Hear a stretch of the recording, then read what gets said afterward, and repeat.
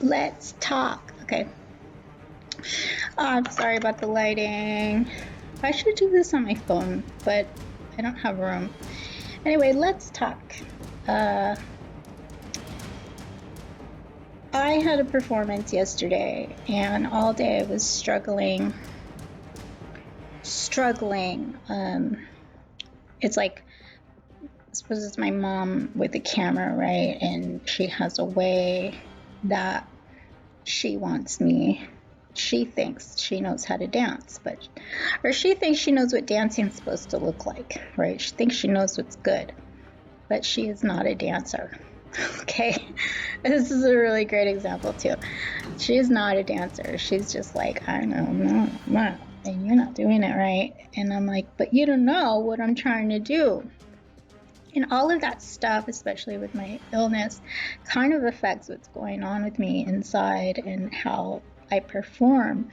So I'm taking this video, doing this video shoot for something for my studio. There's a contest in it and whatever. So we're trying to win, right? And all day I'm having such a hard time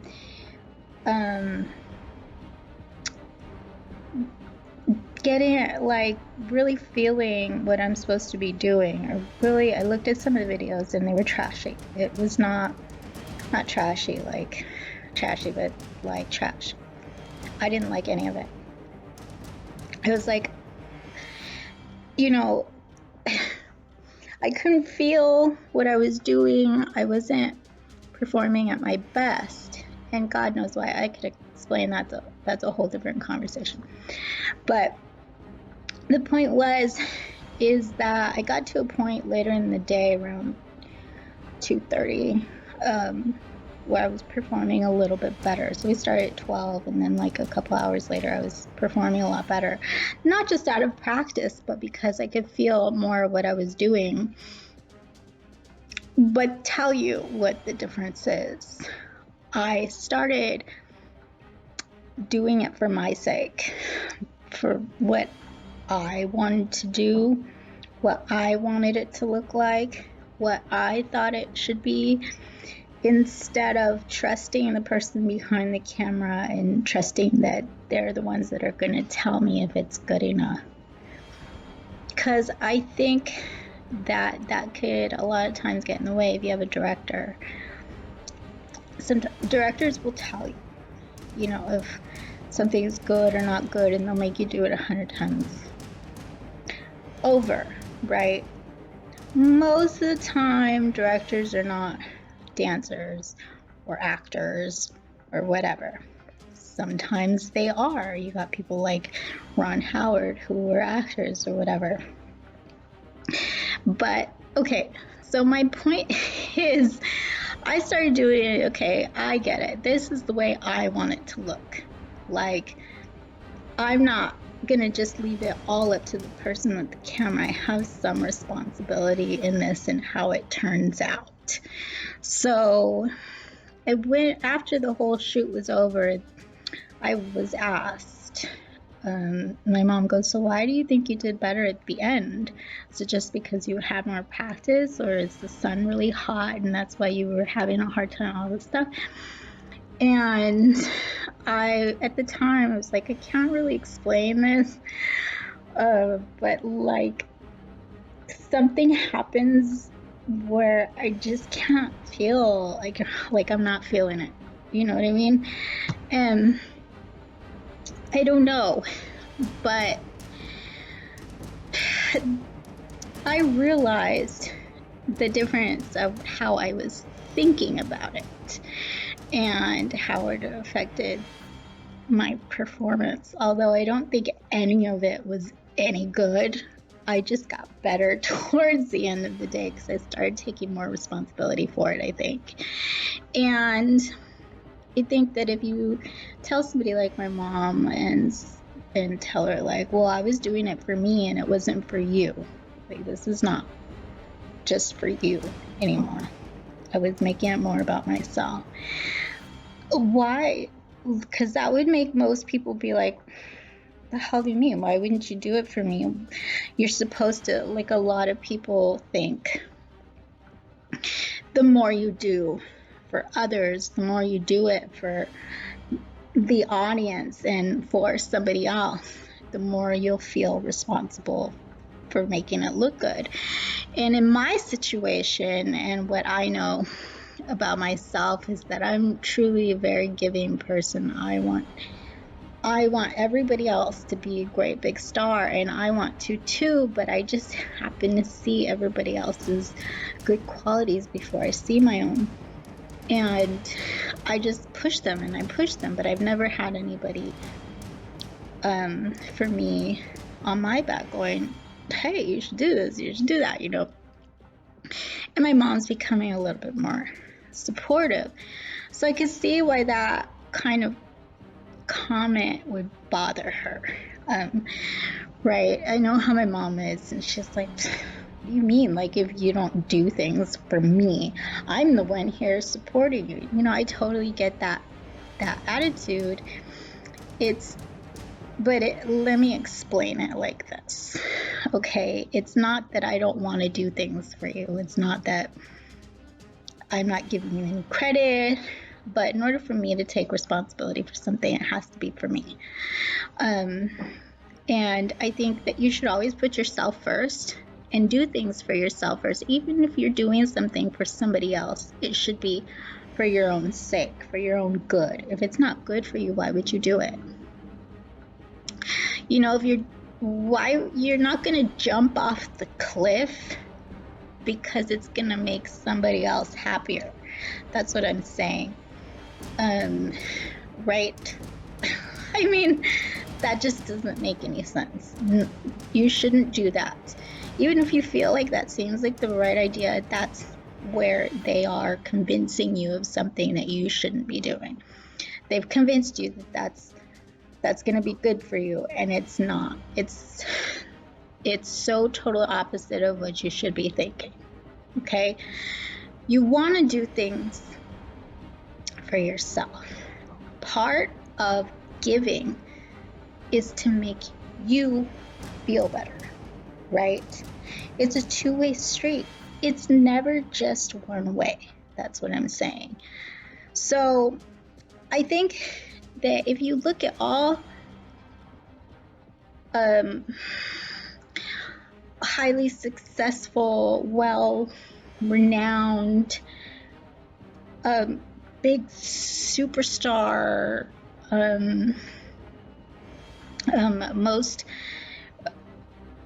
most likely to succeed, and all the people the richest people in the world, and the people who are considered the greatest and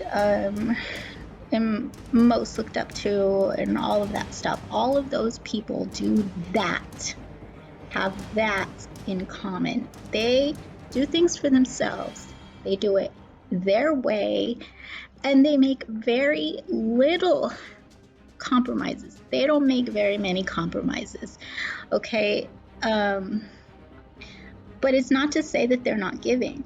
They do, but for their own sake, make sure that it's for the right reasons that will support their ideas in their life and their brand or their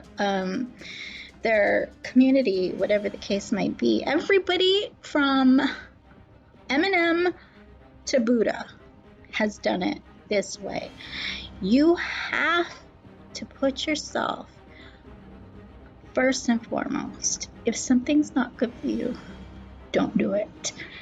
And if you notice there's an issue, you know, maybe the problem is that you've been thinking so much about making it for somebody else.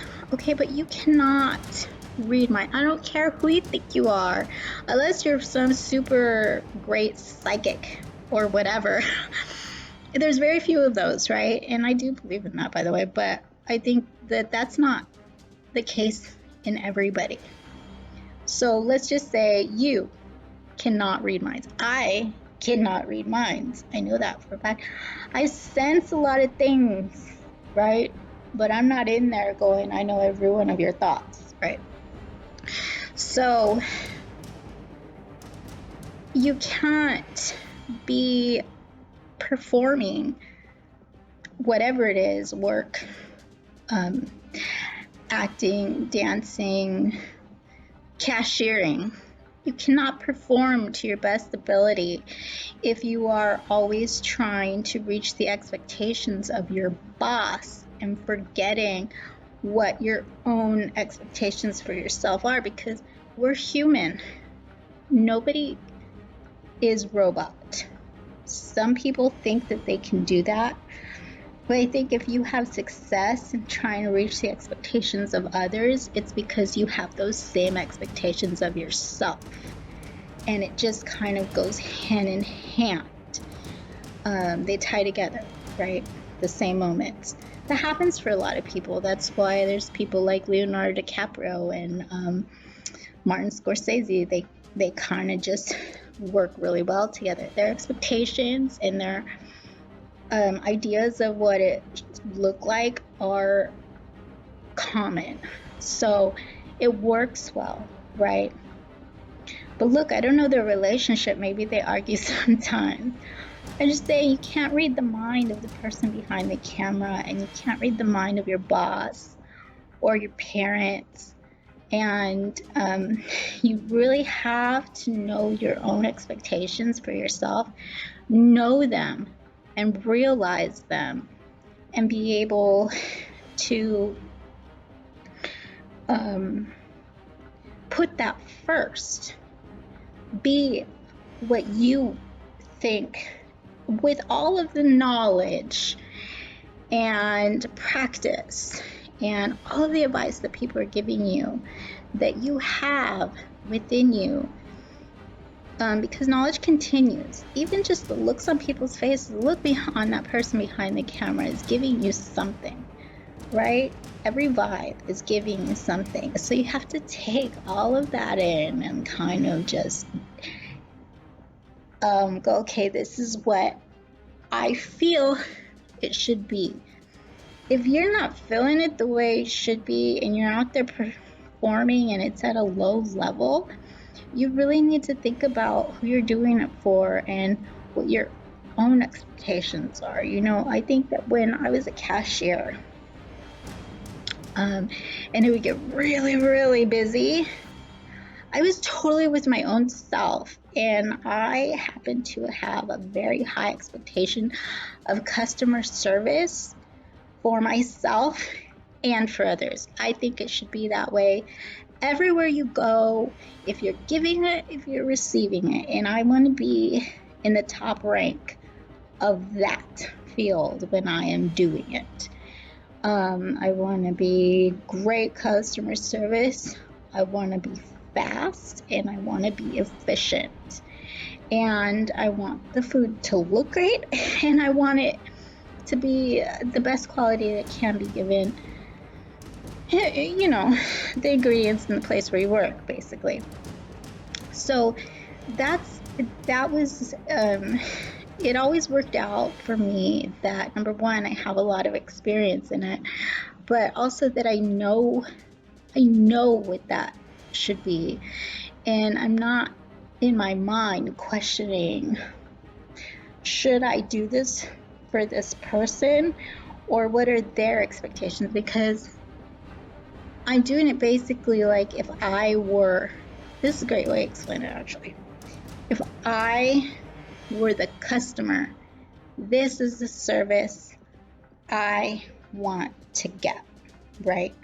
So if you're performing whatever it is on any level, you should be thinking about it the same way.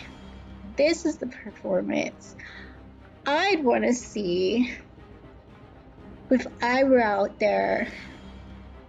You know, if I were the director or the camera person or whoever is going to be named responsible for what you're doing, because it's not ever just you, okay? Especially like in my case, I was dancing. So there's choreographer and studio managers and my mother, the camera person and the editor, whoever's going to make the video, and myself came last. Problem number one, I was not thinking that if I were in that position. So that's what you have to do. You have to put yourself in that position, not as other people, but where your expectations of yourself would be if you were in that position. And I thought about that in the very last taping, the very last video that we shot. And I was like, ugh. I was so mad that had just occurred to me. You have like aha moments every now and again. And it's always at the wrong time. At least that's what happened to me. So I just was so upset. I felt like I wasted the whole day, and it's so hard to say it, like I wasted the whole day trying to do this for you. And when I, and I don't mean it like I don't want to do things for you. I just think that if I had tried to reach my own expectations and try to do it for myself the way I feel it should be, instead of trying to please you and everybody else, then you would have been happier with my performance. And then the case is also that when you do it like that, if they're not happy with your performance, like this is the response they get. And because all you can do is be happy with what you've done for you, right? So I think that my mom looked at the videos and she realized the very end was much better, which is weird because we did the beginning of choreography last.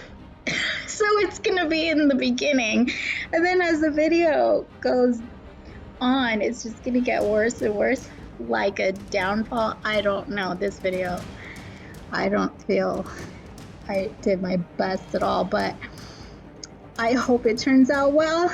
It's gonna be like a TikTok thing, and I'm just saying, I had that moment of realization, and we spent 3 hours on it. We were not going to go back and do the whole thing all over again. So I just think that I had this conversation, and the why that was happening. I'm like, I don't want to disappoint you, but I just feel like I was doing it for the wrong reasons, because I think it seems like I'm nervous, and I'm trying to figure out, like, I don't really feel, I don't get the shakes, I'm not like butterflies, I'm not really nervous. I'm doing my thing. I'm not nervous being in front of people. I don't have stage fright really. But in fact, most of the time I'm a really good performer. It's fun for me. But I think the thing is that I confused it with nervousness. I think that the nervous that I felt was more that I wasn't going to be able to, I wasn't good enough for the people that are going to be viewing this video. I wasn't good enough to be doing it on my own. Part of that is probably because I was using the same outfit that I used in a competition that I lost. So I lost the competition, and I was redoing this choreography that lost. I shouldn't even tell you that. But it was more, when I realized what we're doing is more like commercial based. It's not really, I don't know. So but that's in the past, and something that mentally I couldn't get over. I had my chance. Like, I know what I did wrong in that competition. I should have been able to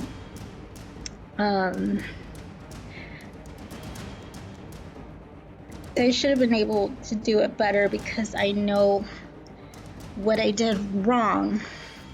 But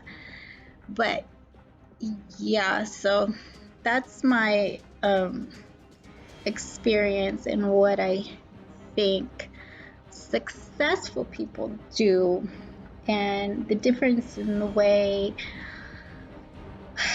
I've been thinking about stuff in the past, and the way successful professionals think.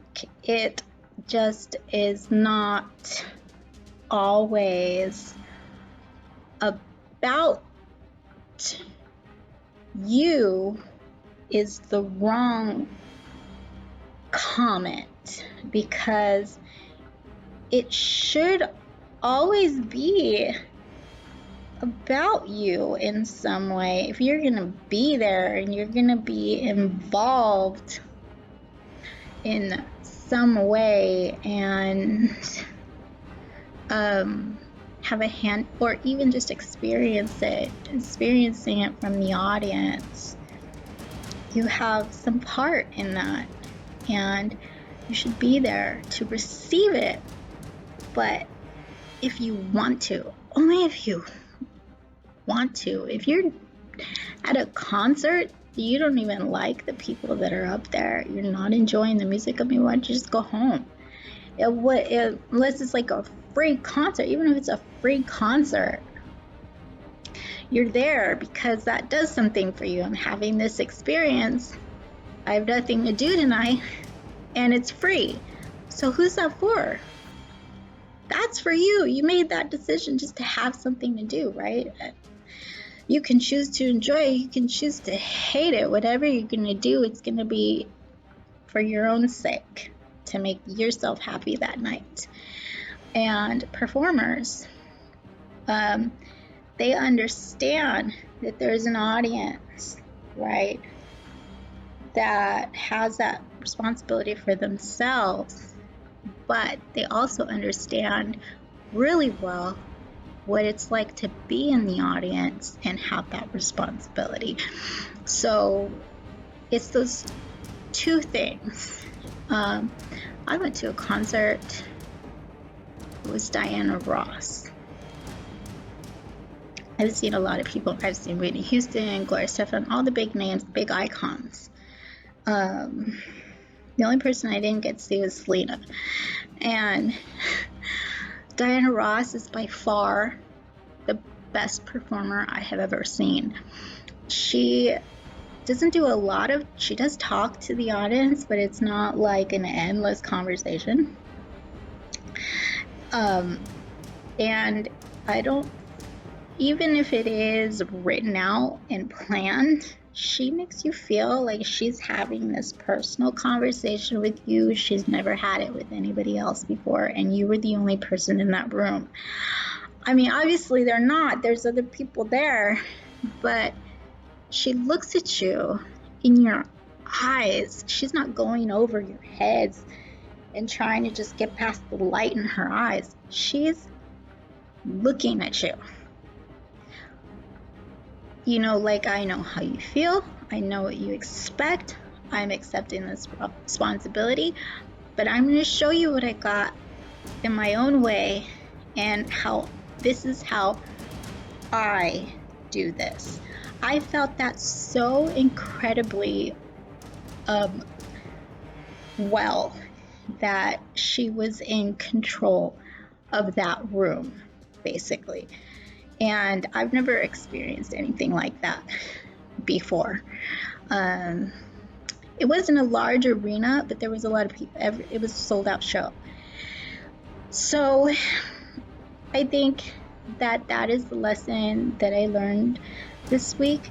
I'm not saying that right away I'm going to be the greatest dancer in the world. I think that I've just learned from it, and I'm going to be trying to apply that to everything that I do the best what I can with it, and because part of being a performer in any field, on any level, part of being a performer is to trust yourself.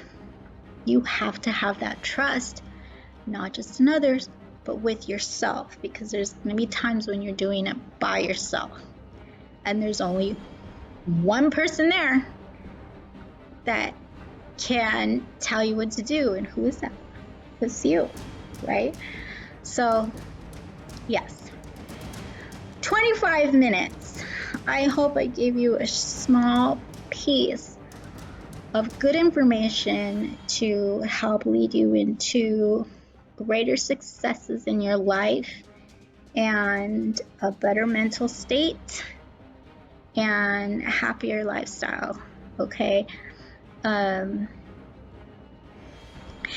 don't take this the wrong way. Last note, I don't want you to think that I don't think about others, just making it clear. I think of everybody else in my life. The ultimate goal is to make everybody happy, but that does not exclude myself. Say that to yourself every day, okay? Thank you for watching. Like, share, subscribe if you want to see the rest of my messy house. I'm just kidding. But do subscribe, press that button. I will see you another day on another talk, and maybe it'll be something more serious where I have some company. Bye-bye.